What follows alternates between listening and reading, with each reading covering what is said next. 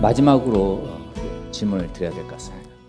교수님께서 이제 계속해서 이야기한 것처럼 성장 이데올로기에 기반한 개발 모델 혹은 산업 모델로는 현재의 위기를 극복할 수 없다는 이야기를 하셨습니다. 사실 한국 사회는 70년대, 80년대 급속한 경제 성장과 함께 이 개발 이데올로기에 굉장히 익숙한 사회이지 않습니까? 가까이에는 4대강과 같은 대규모 토건 정책 사업도 있었고요. 앞으로 한국 사회가 나아감에 있어서 이런 대규모 개발 정책이나 혹은 토건 정책에 대해서 일정 부분 비판적으로 접근하거나 혹은 충분한 논의가 진행되기 전까지 멈출 필요가 있을 것 같습니다. 어떻게 하면 앞으로 한국 사회가 이런 대규모 개발 정책의 문제점을 바르게 인식하고 올바른 방향으로 나아갈 수 있을까요? 예, 지금 핫 이슈가 되고 있는 대장동의 아파트 사건도 사실은 이런 문제와 직접되고 있는 건데 2008년인가요? 그 이명박 정권 시절 때 4대강 파헤친 그 시절에 영국 BBC 방송에서 대한민국을 OECD 가입 국가 중에서 욕망 지수가 제일 높은 나라로 평가를 했습니다. 권위 있는 영국 BBC 방송에서. 그러면서 이제 어떤 이야기를 덧붙였는가 하면 대한민국은 종교 인구수를 다 더하면 실제 그 나라 인구수보다 종교 인구수가 더 많은 대한민국인데, 그런 종교 인구수가 많은 나라에서 욕망 지수가 제일 높다고 하는 것은 무슨 의미일까를 물었어요. 그러면서 욕망과 종교는 반비례해야 하는데 욕망과 종교가 그렇게 비례한다고 하는 이 현실은 한마디로 종교 무용론이다. 도대체 이 땅에 종교가 왜 있는가?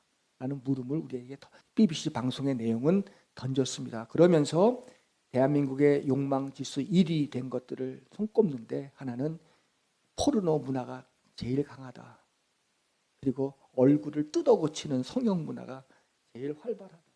그리고 짝퉁 명품을 만들어 가지고 세계에 공급하는 힘이 제일 크다.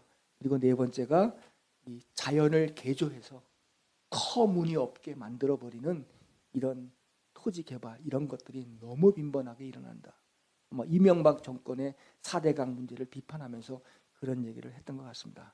결국 이제 이런 것들이 인간의 욕망의 문제와 밀접하게 관계된 것인데, 어쨌든 우리 종교라고 하는 것은 욕망과는 사실은 반비례하는 것이 영성이라고 우리가 가르쳐 왔는데, 우리는 그런 욕망을 축복이라고 배워왔고 가르쳐 와서 우리 종교도 사실은 이런 문제에 할 말이 없습니다. 대형 교회 치고 땅 장사 안 한 교회 없거든요.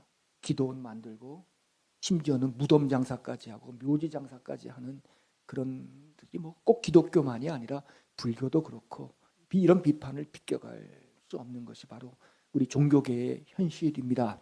이제 이번에 성남 대장동 문제도 밝혀졌고, 그렇지만 사실 대장동 문제는 오랜 동안 인간의 욕망이 만들어 온 그런 사실의 한 드러남이었고, 그리고 그 욕망을 교묘하게 이용했던 정치 세력들, 토건 세력들의 부조리함의 발현이지, 어느 한식이 딱 누가 어떻게 해서 한 거라고 보기에는 이건 너무나 뿌리가 깊고 또 앞으로서 지속될 수밖에 없는 그런 일이지 않겠습니까? 그런 의미에서 이제 토지 역시 공개념이다라고 하는 인식이 분명하게 들어설 때가 되지 않았는가. 토지 공개념, 우리가 오래전부터 이야기를 했지만 시골에도 부재지주들이 너무나 많지 않습니까? 땅이라고 하는 것은 이용권이지 소유권이 아니지 않습니까? 이스라엘이라든가 독일이라든가 이런 나라들은 건물은 사고 팔아도 땅은 사고 팔 수 없는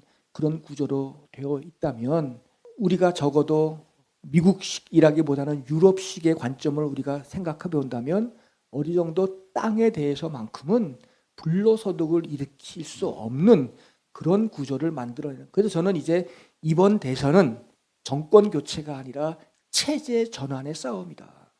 이런 체제로 만들어갈 수 있는 힘이 누가 있는가. 이게 그냥 단순한 정권 교체 문제만이 아니라 이번 대선은 선진국으로서 누가 지구를 구할 것이고 누가 세계적인 문제를 선도적으로 해결할 수 있는 힘이 있는 것일까? 우리 한국이 뭐 한류도 뭐 이렇게 있다면 이런 문제도 서구에 끌려갈 게 아니라 뭔가 선도적인 역할을 할 수 있는 결단과 과단성과 체제의 어떤 변화도 우리가 좀 가질 수 있어야 될 때가 되지 않았는가?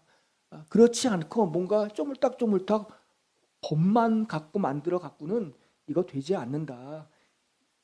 뭐 이 환경 문제, 오늘 이 문제는 규칙 자체를 바꾸지 않으면 해결될 수 없는 문제고, 인간의 욕망 자체도 규칙 자체를 기본적으로 룰 자체를 달리 만들어야 이 문제가 해결되지, 그냥 인간의 욕망에 맡기고 자본주의의 시장에 맡겨버리면 이 문제는 해결할 길이 없다. 가만히 앉아 있어도 점점 가난해지는 사회를 우리가 지금 살고 있는 게 오늘 우리들의 현실이라면, 이제는 이 체제를, 그렇다고 우리가 뭐 급격하게 사회주의로 가자는 것도 아니고 공산주의로 가자는 것도 아니고, 이렇게 가면 자본주의조차도 위기에 빠지기 때문에, 그리고 이 포스트 자본주의 이후를 상상하는 일을 올해 적어도 토지 문제만큼은 가지고서 한번 우리가 대장동 문제로 이렇게 시끄러웠다면, 오늘 마침 사법부에서 검찰에서 판단이 정리가 된 게 뭐냐면, 대장동 문제는 정책의 문제이지 배임의 문제는 아니다라고 그렇게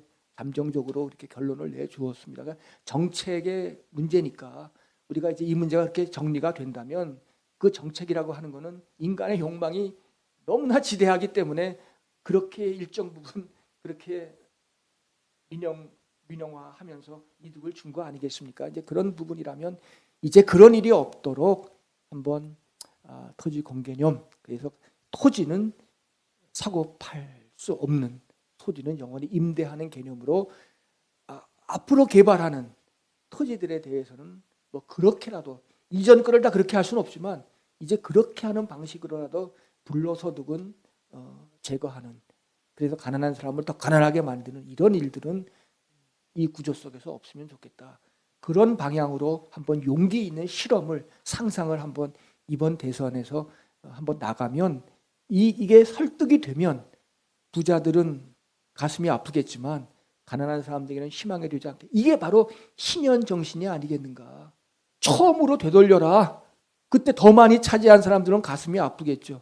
그러나 다 빼앗긴 사람들에게는 그게 복음이지 않겠습니까? 결국 이 신현 정신을 계속 선포한 사람들은 예언자들이고, 그를 막으려고 했던 사람들은 왕들이고 제사장들이고 그러지 않았겠습니까? 그런 점에서 예수도 그 시대에 우리식으로 말하면 뉴노마를 가지고 온 분이야. 그런데 저는 어느 순간 놀라운 깨달음이 있었어요. 예수가 이 땅에 온 것은 그 뉴노마를 가지고 온 것인데, 그 뉴노마를 거부하려고 당시 성경에 보면, 사실인지는 모르겠으나 헤롯 왕이 예수와 똑같은 아이들 2만 명을 죽였다라고 그런 이야기가 나온단 말이죠. 실제로 그 당시 2만 명의 아이를 죽였는지 안 죽였는지는 모르겠고, 혹자는 그것이 이제 모세의 시대를 유비시키기 위해서 그런 이야기를 했다라고 말을 하지만, 어쨌든 그만큼 뉴노멀에 대해서 반발이 심한 거죠. 그래서 저는 이번 코로나19로 희생된 400만 명 이상의 사람들, 그 사람들을 뉴노멀을 탄생시키기 위한 희생자로 받아들일 때, 코로나 이후는 우리가 좀 더 엄중하게 새로운 문명, 생태 문명, 가난한 사람들이 조금 더 회복되는 문명, 상호 호혜성의 문명이 시작될 수 있지 않겠는가. 이번 대선은 그런 의미에서 이런 가치를 실현시킬 수 있는 사람을 뽑는 것이고, 우리 기독교인들은 그런 가치를 우리의 기독교적인 힘으로 밀어주는 역할을 해야 되겠다. 그래서 이번 대선은 여타의 대선과는 전혀 다른 상상과 모험이 필요한 때다, 그렇게 생각하고 있습니다. 교수님과 인터뷰를 진행하다 보니 생태 문명으로의 전환이 정책적 측면뿐만 아니라 신앙적 측면에서도 매우 중요하다는 생각이 들었습니다. 제20대 대통령 선거를 맞이하면서 단순히 내가 좋아하는 한 명의 대통령을 뽑는 것이 아니라 기독교 신앙의 관점 속에서 생태 문명의 전환을 이끌 수 있는 정치 지도자를 뽑고자 원하는 기독교 신앙의 발현이 우리의 현실 속에서 실현되었으면 좋겠습니다. 기독교인이 때문이 아니라 기독교적 가치를 실천할 수 있는 그런 정치 지도자를 뽑는 제20대 대통령 선거가 되었으면 좋겠습니다. 이를 위해서 2022 기독교 대선 행동도 기독교 신앙의 관점 속에서 정책의 문제와 또한 올바른 선거 문화를 위해서 최선을 다해 노력하도록 하겠습니다. 오늘 이렇게 정책 인터뷰에 함께해 주셔서 감사합니다. 고맙습니다. 다음에는 또 다른 정책 인터뷰로 여러분들과 함께하도록 하겠습니다.